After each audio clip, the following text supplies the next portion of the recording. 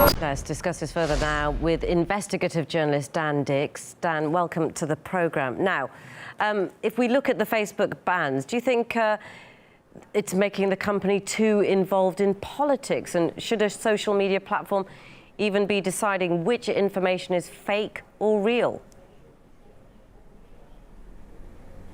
Well, there is no doubt about this, that this is political. As I said in that tweet that you read out, this is clearly a political move. When you have these major tech companies appointing themselves as the gatekeepers of political thought, well, that is clearly a political move. I was told that this was because of spamming, that we are mass collectively pushing our information on people, or that it was operated from a fake account.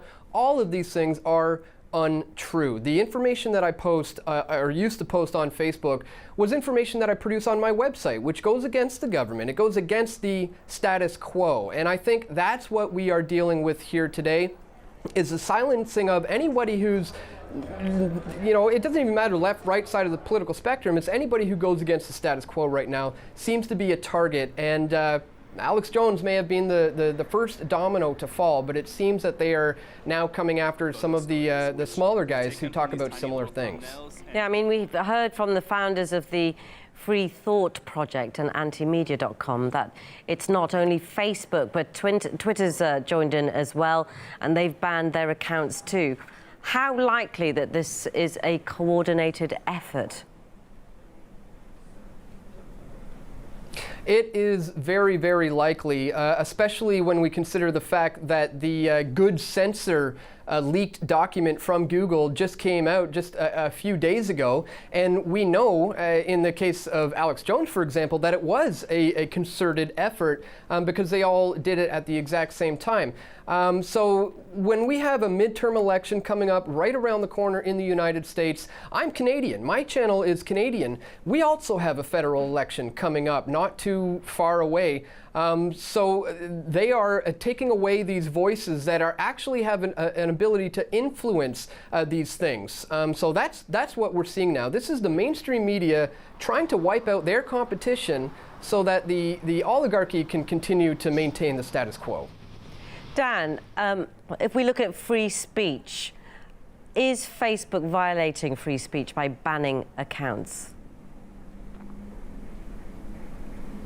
Well, that's an interesting question because that raises the topic of whether or not they are a private company, or if they're a public company, or if they're quasi-private. I am of the opinion that I am not going to lobby for any kind of internet regulation bill. I don't want them to be regulated. I don't want them to be removed from the internet. I would like to see the free market decide what to do with Facebook by choosing to just migrate off the platform, boycott it if you will, and to move over to these other platforms that do support free speech. Platforms like Steemit.com, like BitChute.com, like Minds.com, like DTube. There are a lot of alternative platforms that are popping up now as a result of the censorship of free speech. So I think it's not only a troubling time, but we're at a bit of a fork in the road where it's also an exciting time too. We could see the free market present itself and some really awesome alternative platforms begin to arise. And I'm going to be joining all of them as a hedge against this outright censorship that we're going to be seeing from Twitter, Facebook, YouTube, all the major conglomerates. Okay, thanks, Dan Dix, investigative journalist, for coming onto the program. Thank you.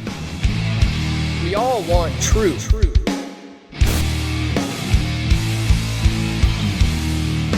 The truth will set you free.